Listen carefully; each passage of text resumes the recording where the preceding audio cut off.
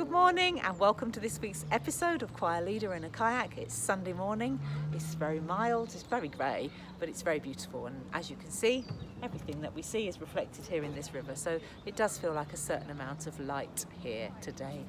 It's been a really super week at choir. We've had a wonderful couple of rehearsals, both with Tuesday and Thursday choirs, and the songs are really starting to take shape. I think this is probably the first week that some of our singers have truly remembered what it feels like to sing through a whole song from beginning to end and hear all of the harmonies, and to start to get excited that that will be shared much later on in December when we do our concert. So lots to be grateful for this week and lots of things to look ahead to. I went to another concert this week, and this time I went not to Cadogan Hall, I went to the Royal Albert Hall, and I went to see Gregory Porter and a string orchestra, and it was incredible. I sat in the choir stalls that's actually behind the artist, and so the view that I had of Gregory Porter was his back, and I was quite intrigued to see how I would respond to that musically.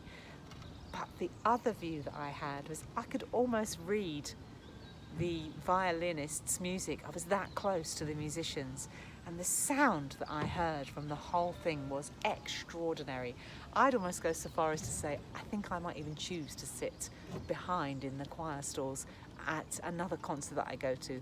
I think if you're going to really listen to music, you don't necessarily need that visual prompt, and that's certainly the experience I had. Although watching somebody as extraordinary as Gregory Porter and his stature and his musical presence and the way he engages with the audience, so you can even tell from looking at his back and his hand clicking the whole time behind his back just what's going on for him. It was extraordinary and I absolutely loved it. So there we are, live music. It feels like it's well and truly back, and I feel totally privileged to be able to go to hear it and also to make it. Some lovely rehearsal this week with acoustic covers trio that I work with, and some great news in that we have been selected as one of the acts for performing in the Christmas market in our town. So I'll let you know when those dates are, and that's going to be wonderful to be able to entertain people in the town and bring a bit of Christmas cheer. So I think that's it from me this week. For those of you who watched last week, very sadly we never did find the duck again with the plastic caught around its beak. So very sadly I'm going to suspect that perhaps that duck didn't make it. But there is so much nature and so much beauty here this morning.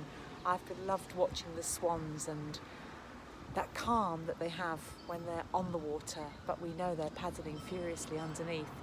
And that moment when you hear the sound of their wings beating and then they soar literally over the top of you.